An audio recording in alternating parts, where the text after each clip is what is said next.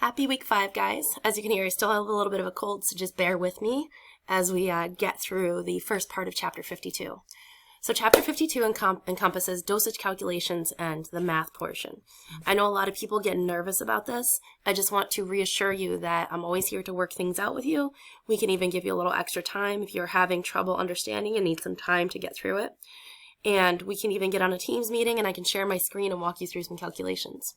The reason this is so important, though, is because oftentimes when you're administering medications, you are indeed doing math. Now, that math is limited to algebra, right? We don't get complicated. We're not throwing any degrees or angles or craziness in like that. But we do need to know how to be able to do algebra. Once you get the hang of it, you will know it forever. It's like riding a bike, right? Some of it is as simple as you needing to give a certain number of tablets, and you need to know how many tablets, such as, let's say you have a kid who can swallow tablets, and you need to give your kid 600 milligrams, but you only have 300 milligram tablets. You always start off dividing, and we're going to get further into this probably in the second half, but what you need by what you have. It's that simple. There is some cross multiplication and division that we can get into, but again, I can always walk you through this on a Teams meeting. So Chapter 52 starts off talking about safety. And the reason this is so important is because math can have minor errors that turn into major consequences for a patient's health. So you always need to double check your math, have somebody else look it over until you're comfortable that you have the right answer. In order to calculate dosages, you must understand and be able to perform math correctly. So you want to be working in a quiet environment, if possible, without interruptions. And again, double checking or asking someone to double check you is never a problem. You want to pay close attention to detail and use your common sense. If you do math and the order is telling you that you should give 50 tablets, something probably isn't right in your equation and you need to go back. Anywhere in this chapter that you see little points on practice or working with decimals, tables like that, you're going to want to pay close attention to that because that is a basic review of math that you will need to know. For example, points on practice on page 1146 focuses on the order of operations, which is multiplication and division first from left to right, followed by addition and subtraction, again, from left to right. Also proportions, and this is a very important one because it has that cross multiplication that we talked about. Read through that and please email me with your questions. It is hard to explain by talking, easier to explain by writing out and drawing. So, there are 3 systems of measurement in the United States that are used for pharmacy. Metric system, which is the most common, it's also used across the world. The apothecary system and the household systems, which aren't used as commonly, especially not in other places outside of the United States. To understand drug measurement, we primarily focus on volume and weight.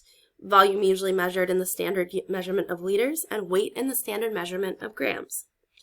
Weight refers to how much something weighs, and volume refers to how much space it occupies. Like the decimal system, the metric system is based on multiples of 10. The greater your confidence working with decimals, the more comfortable you'll be with the metric system.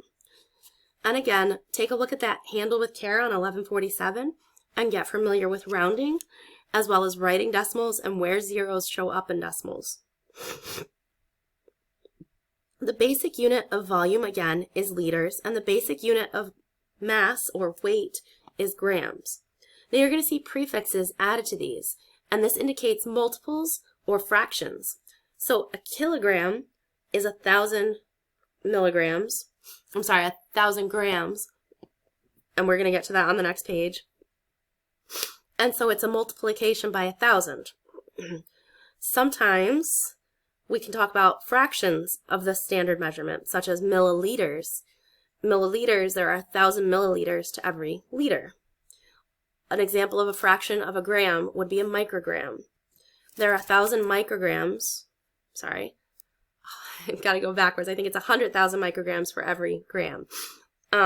If we flip to the next table, though, this is kind of where we can see in figure 52.1 that kilograms are at the top, and then grams. Liters are your standard measurement for volume, and meters is length, but we don't do too much with length in pharmacy. Centimeters are a little smaller, milligrams and milliliters are a lot smaller, whereas micrograms are even smaller. So, the apothecary and household measurements, you can see apothecary units on table 52.2, and I would get familiar with the conversions there. We don't use it frequently, but you do see it show up every now and then. And then, as far as household units, usually you're going to see teaspoons, tablespoons, ounces, cups, pints, etc. Things that we measure commonly in baking will show up every now and then in pharmacy math. So converting within the metric system. Moving the decimal point to the right, or dividing, converts from a larger to a smaller unit. Moving the decimal point to the left, or multiplying, converts from a smaller to a larger unit. Converting between systems of measurement, proportion, method, use of proportions, we're going to hit that up in a minute. So I'm still on page 1148 under conversion within and between measurement systems. Those top two bullet points. Using table 52.1 and figure 52.1 to help determine both the direction and the number of places to move the decimal point when you convert between units of metric measurement. For example, a milliliter is 3 decimal places to the right of liter. So if you were up at the top and you're on that staircase, that blue staircase, and you are looking at liter, a milliliter is 3 steps down, meaning you would move the decimal point 3 spaces to the right. To convert a quantity from liters to milliliters, move the decimal point 3 places to the right or 3 steps down the stairs.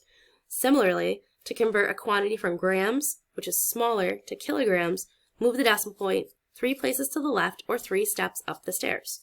So if you're going up, you're moving to the left, and if you're going down, you're moving to the right. I want you guys to work through each of the examples.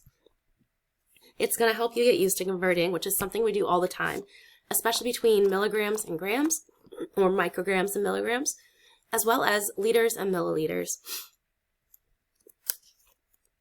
Converting between the systems of measurement. And again, this is going to be something that you want to be familiar with. When performing dosage calculations, sometimes it will be necessary to convert units from one system to another. In order to do this, you must become familiar with their equivalent measures.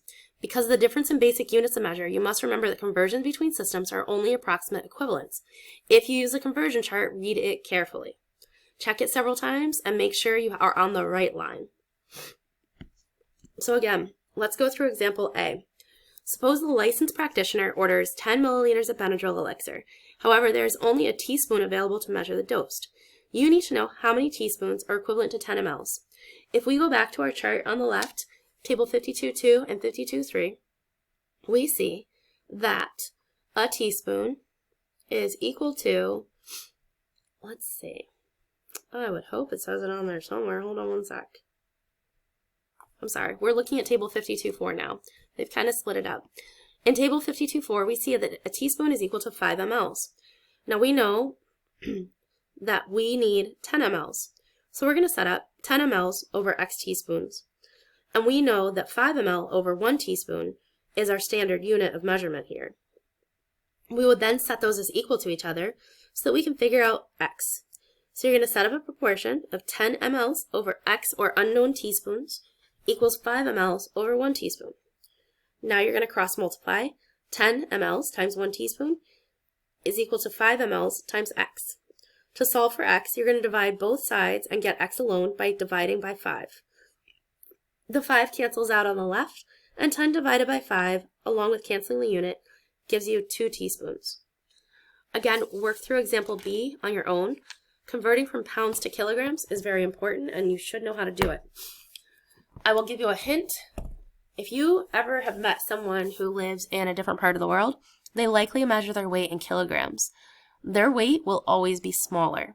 Pounds are a larger system of measurement, whereas kilograms are smaller. So, when you're going from pounds to kilogram, you want to divide by 2.2. When you're going from kilograms to pounds, you want to get bigger, so you're going to multiply by 2.2. And that is what this example is walking you through, is how to get from pounds to kilograms. Now, they're setting up a proportion, which is fine. You get comfortable doing it whichever way you like. But when you're moving from our unit of measurement that we're used to, such as pounds, we're going to divide to get to kilograms. And when we go from kilograms to get back to pounds, we're going to multiply by 2.2. So that's the end of this reading. I would get really comfortable. I'm going to include some of these problems within our homework. Get comfortable converting between the units of measurement as well as between the actual units themselves. Due this week, you'll have week 5 homework on Connect as well as your week 5 forum. Hope you guys have a great week.